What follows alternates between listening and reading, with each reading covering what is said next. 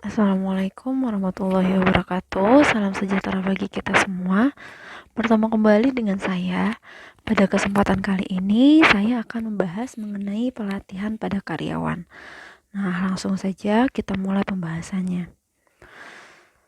Tidak semua kemampuan yang diperlukan oleh dunia kerja bisa didapatkan dari sekolah yang formal. Hal ini dikarenakan kemampuan yang diperlukan tersebut lebih spesifik dan fokus dengan apa yang akan ditugaskan. Setiap perusahaan juga memiliki budaya-budaya perusahaan yang harus diketahui oleh semua karyawannya.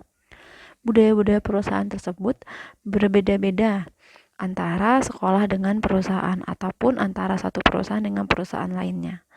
Oleh karena itu, diperlukannya training atau pelatihan yang dapat memenuhi kebutuhan dan standar di mana karyawan tersebut bekerja serta mencocokkan pribadi karyawan tersebut terhadap budaya pada perusahaan yang bersangkutan. Nah, berikut pendapat para ahli mengenai definisi pelatihan. Yang pertama, menurut Gomez pada tahun 1997. Pelatihan adalah setiap usaha untuk memperbaiki prestasi kerja pada suatu pekerjaan tertentu yang sedang menjadi tanggung jawabnya. Sedangkan menurut Tesler pada tahun 1907 adalah proses mengajarkan karyawan baru atau yang ada sekarang keterampilan dasar yang mereka butuhkan untuk menjalankan pekerjaan mereka. Lalu menurut Sastrodipura pada tahun 2006, definisi pelatihan adalah salah satu jenis proses pembelajaran untuk memperoleh dan meningkatkan keterampilan di luar sistem pengembangan sumber daya manusia yang berlaku dalam waktu yang relatif singkat dengan metode yang lebih mengutamakan taktik daripada teori. Lalu, tujuan dan manfaat dari pelatihan tersebut yang pertama yaitu memutakhirkan keahlian para karyawan sejalan dengan perubahan teknologi. Melalui pelatihan, pelatih mesti memastikan bahwa karyawan dapat secara efektif menggunakan teknologi-teknologi baru. Yang kedua, mengurangi waktu belajar bagi karyawan untuk menjadi kompeten dalam pekerjaan. Yang ketiga, membantu memecahkan permasalahan operasional. Dan yang keempat, mempersiapkan karyawan untuk promosi. Yang kelima, mengorientasikan karyawan terhadap organisasi. Nah, lalu prinsip-prinsip dari pelatihan tersebut dibagi menjadi 5. Yang pertama, partisipasi. Prinsip partisipasi maksudnya adalah pembelajaran biasanya akan lebih cepat dan bertahan lama apabila peserta belajar terlibat secara aktif. Partisipasi akan meningkatkan motivasi dan empati terhadap proses belajar. Dengan keterlibatan secara langsung, peserta dapat belajar lebih cepat dan memahaminya lebih lama. Prinsip yang kedua yaitu repetisi. Repetisi akan memperkuat suatu pola ke dalam memori seseorang. Belajar dengan pengulangan kunci-kunci pokok dari ide-ide akan dengan mudah dapat diingat kembali bila diperlukan. Prinsip yang ketiga, relevansi.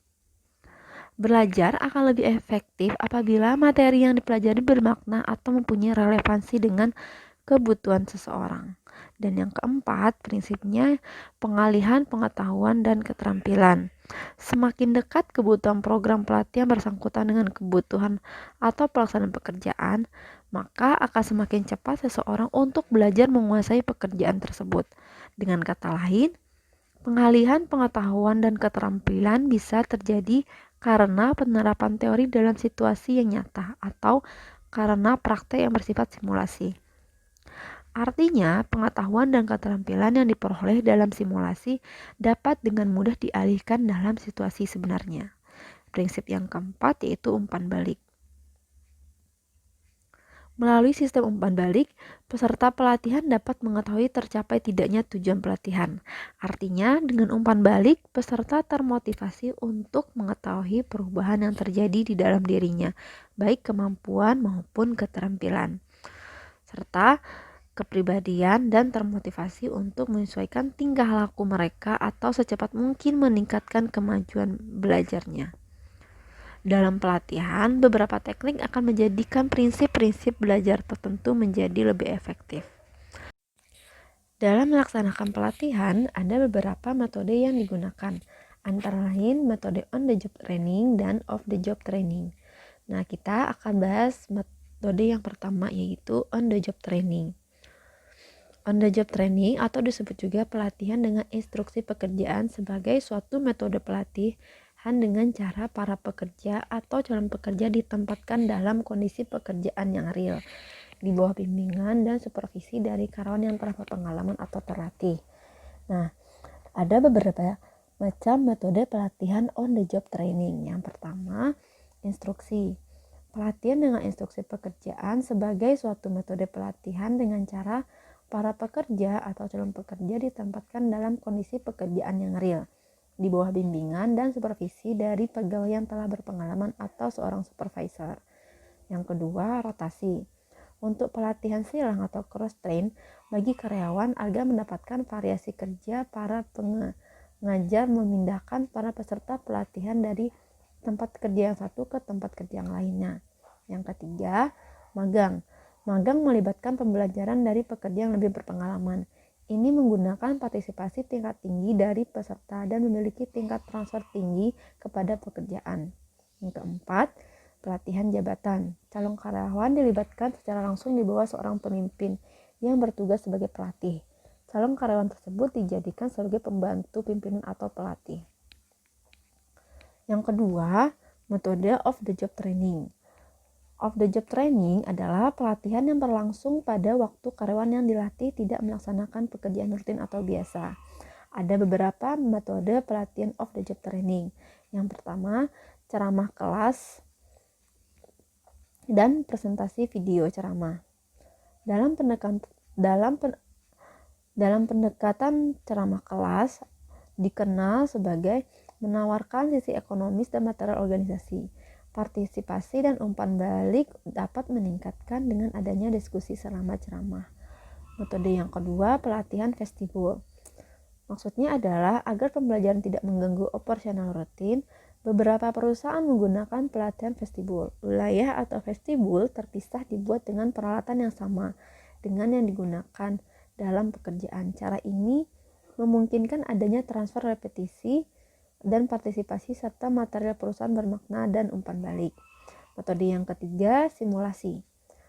Permainan simulasi dapat dibagi menjadi dua macam. Yang pertama, simulasi yang melibatkan simulator yang bersifat mekanik atau mesin yang mengandalkan aspek-aspek utama dalam suatu situasi kerja. Yang kedua, simulasi komputer. Metode ini sering berupa games atau permainan. Para pemain membuat suatu keputusan dan komputer menentukan hasil yang terjadi sesuai dengan kondisi yang telah diprogramkan dalam komputer. Yang keempat, belajar terprogram. Bahan-bahan pembelajaran terprogram adalah bentuk lain dari belajar mandiri. Biasanya terdapat program komputer atau cetakan buklet yang berisi tentang pertanyaan dan jawaban. Setelah membaca dan menjawab pertanyaan, pembaca langsung mendapatkan umpan balik kalau benar, belajar lanjut kalau salah. Sekian pembahasan mengenai pelatihan pada karyawan. Sampai bertemu di pertemuan berikutnya. Terima kasih. Wassalamualaikum warahmatullahi wabarakatuh.